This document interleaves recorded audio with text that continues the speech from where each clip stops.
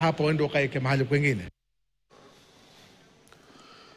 Wito umetolewa kwa jamii ya Meru wanaoishi Garissa kuendelea kuwa na umoja kwa kuwa ndio msingi wa maendeleo.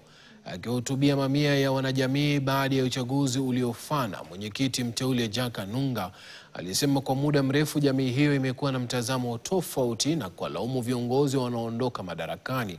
Anunga alisema jamii yenye umoja ina jukumu muhimu katika kukuza maendeleo katika nyanja zote za kijamii, kiuchumi na kitamaduni, akisema kuwa kwenda mbele ataongoza kutoka mbele katika kuhakikisha hilo linafanyika.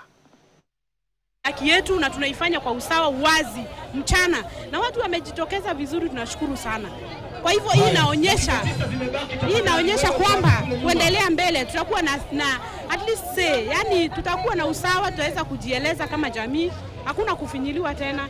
Kwa hivyo tumjue kwamba tuko ground, tuko sawa, na kuanzia leo tutakuwa na viongozi wapya ambao watatusimamia. Governor, ukitaka kuona MP, ukitaka kuona MC, lazima kuna mtu fulani utapitia. Hiyo bridge saa hii ndio tunataka kuvunja. Ikuwe Wameru wote tuko sawa. Mimi nikitaka kuona governor, hakuna mtoto wa mgongo, hakuna mtoto wa tumbo. Mambo mengine imekuwa ni mambo ya disbursement of zile vitu ambazo tunapewa sisi.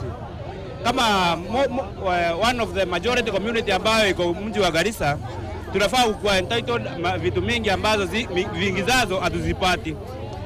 Umekuwa na chairman ambaye ikikuwa ni mambo ya Meru community, nafasi za kazi zinatokea, nafasi za ajira, CDF bursary inatokea, inakuwa wengi wetu hatupati kwa maana mwenye anapatiwa anazipatia pahali pengine hapafai.